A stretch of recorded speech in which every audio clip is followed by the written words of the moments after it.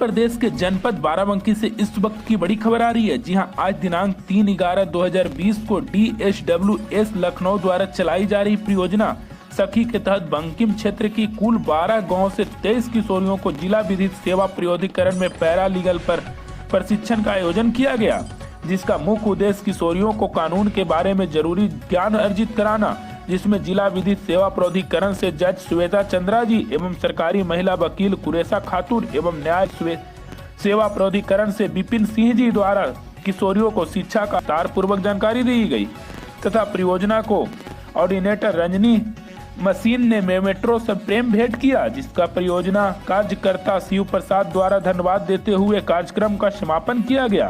कार्यक्रम में वॉलेंटियर सूरजपाल राजवंशी, कार्यकारिणी नुसरत जहां आदि ने पूर्ण सहयोग किया। उत्तर प्रदेश के बाराबंकी से हमारे संवाददाता राजेश कुमार की देखिए खास रिपोर्ट। लड़की को अस्पताल भेज दिया इलाज कराने के लिए या मेडिकल कराने के लिए। मेडिकल किसने किया? डॉक्टर ने, उनकी टीम ने। ये सब काम कहाँ अलग अलग जगह पे अलग अलग समय पे अलग अलग लोगों के द्वारा किया गया। फिर मेडिकल के बाद वो चार्जशीट आई कोर्ट में या अभियुक्त जेल चले गए, लड़की का इलाज चल रहा है, मुकदमा शुरू हो गया। एक तरफ से सरकार और एक तरफ से आरोपी का वकील बचाव कर रहा है।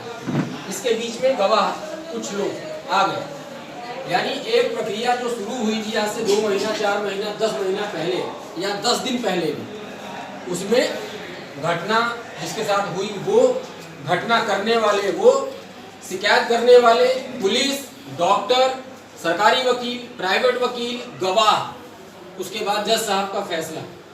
क्या आपको लगता है कि ये प्रक्रिया 1 घंटे में या 2 घंटे में पूरी होकर उस आदमी को फांसी दी जा सकती है? हर व्यक्ति अलग है, वो घटना से जुड़ा है। गवाह पलट जाते हैं, डॉक्टर का काम डॉक्टरी करना है, पुलिस का काम FIR लिखना है। सारे तथ्यों को, सारी परिस्थितियों को, सबको समेकित करने के बाद जज साहब निर्णय लेते हैं कि हाँ इसने गुनाह किया है, और अगर किया है तो फांसी की सजा भी देते हैं और उसको फांसी पर चढ़ाया जाता है। लेकिन अगर वो बेकसूर है और आपके हिसाब से उसको तुरंत हाथ काट दिया जाए, अंधा कर दिया जाए, और बाद में वो चीज़ क्लियर होकर निकले कि नहीं इसने अपराध नहीं किया था, तो क्या उसका हाथ वापस कर सकता है कोई? क्या उसकी आंखें वापस कर सकता है कोई? जीवन लेने वाला बड़ा हो जाएगा क्या जीवन देने वाले से? तो हम जीवन देने वाले हैं। हम का मतलब आप मात्र शक्ति, और मात्र शक्ति के अंदर अगर ये कुंठा आ जाए और वो ये विचार कर ले कि हमको मृत्यु देना है, तो हमारा समाज डेवलप नहीं करेगा। हम जन्म देने वाली माँ हैं, हम जीवन लेने वाले राक्षस नहीं हैं।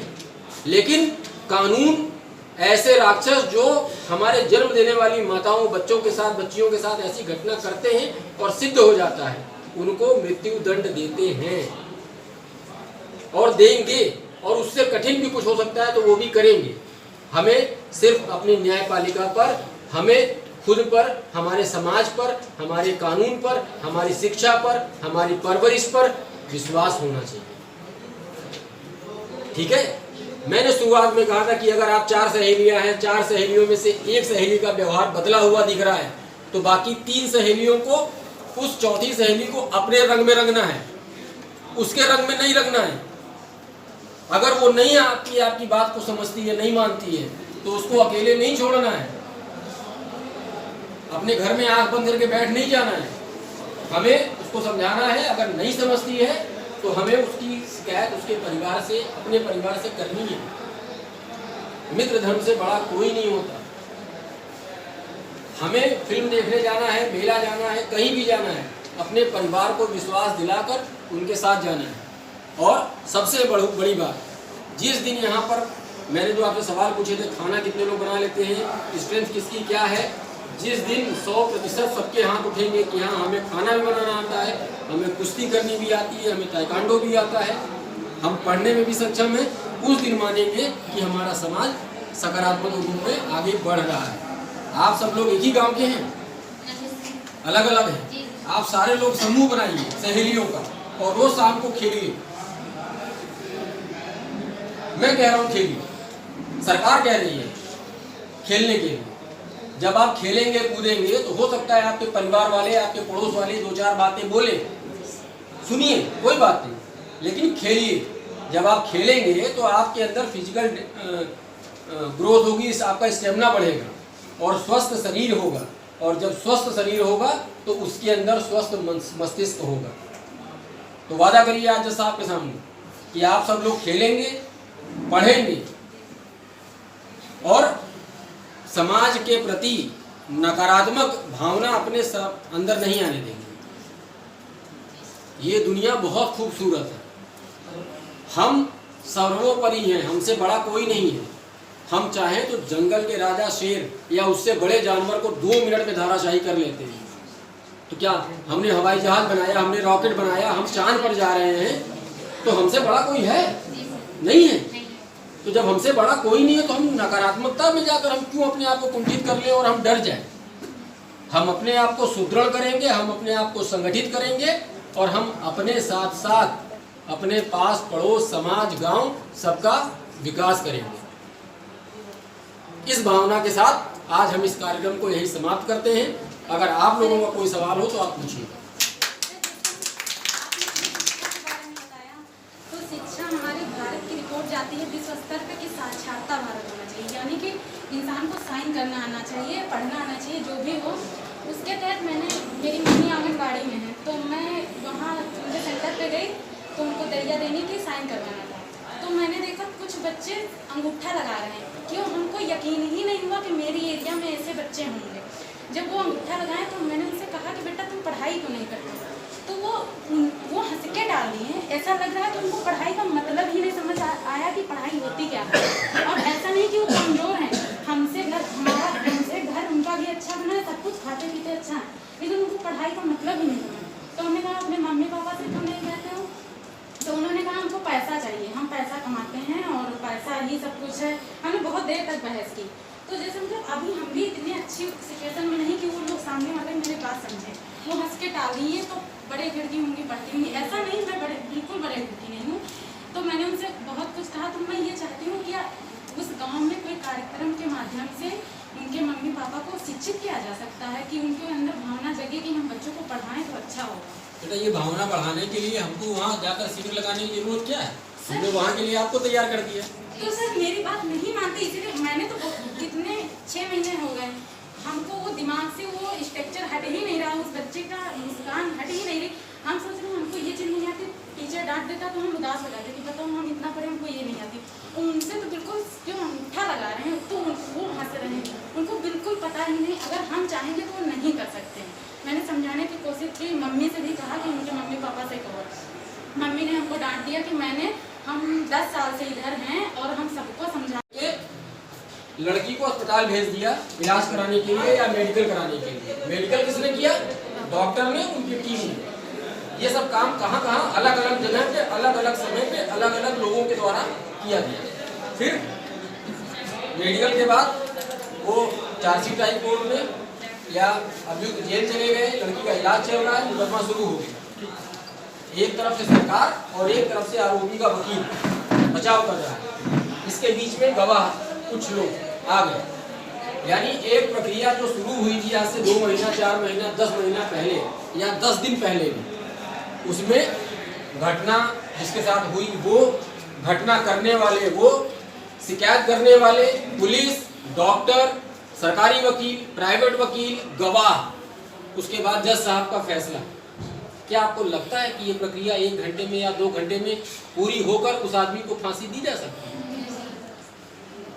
हर व्यक्ति अलग है, वो घटना से जुड़ा है। गवाह पलट जाते हैं, डॉक्टर का काम डॉक्टरी करना है, पुलिस का काम FIR लिखना है। सारे तथ्यों को, सारी परिस्थितियों को, सबको समेकित करने के बाद जज साहब निर्णय लेते हैं कि हाँ इसने गुनाह किया है, और अगर किया है तो फांसी की सजा भी देते हैं और उसको फांसी पर चढ़ाया जाता है।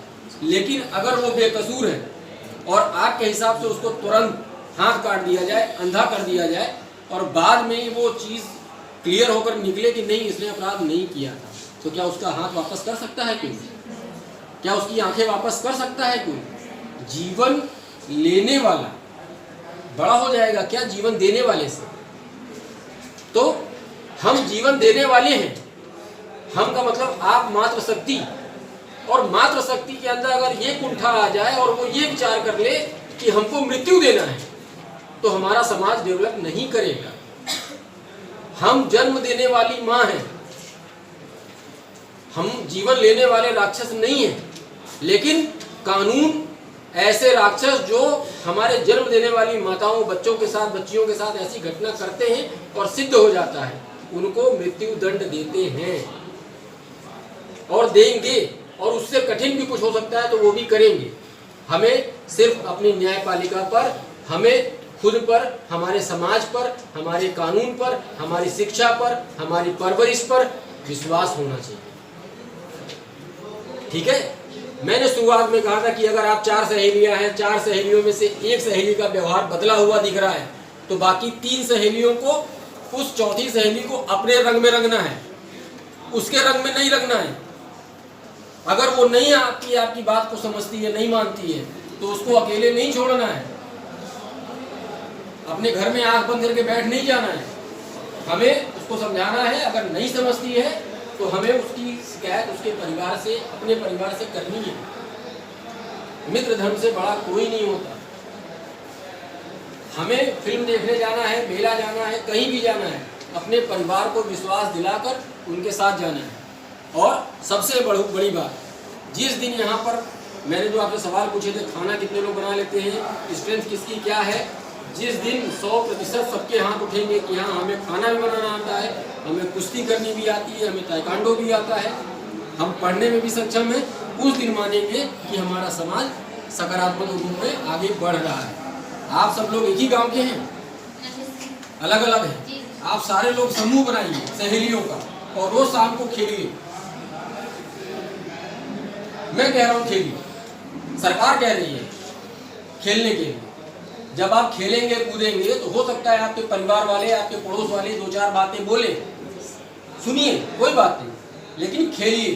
जब आप खेलेंगे तो आपके अंदर फिजिकल ग्रोथ होगी, आपका स्टेमिना बढ़ेगा और स्वस्थ शरीर होगा, और जब स्वस्थ शरीर होगा तो उसके अंदर स्वस्थ मस्तिष्क होगा।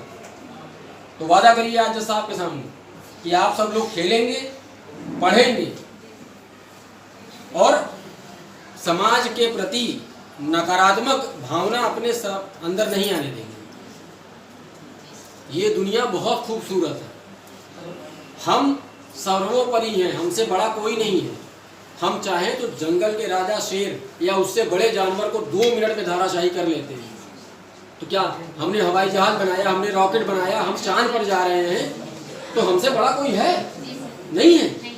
तो जब हमसे बड़ा कोई नहीं है तो हम नकारात्मकता में जाकर हम क्यों अपने आप को कुंठित कर लें और हम डर जाएं? हम अपने आप को सुदृढ़ करेंगे, हम अपने आप को संगठित करेंगे और हम अपने साथ साथ अपने पास पड़ोस, समाज, गांव सबका विकास करेंगे। इस भावना के साथ आज हम इस कार्यक्रम को यही समाप्त करते हैं। अगर आप लोगों का कोई सवाल हो तो आप पूछिए।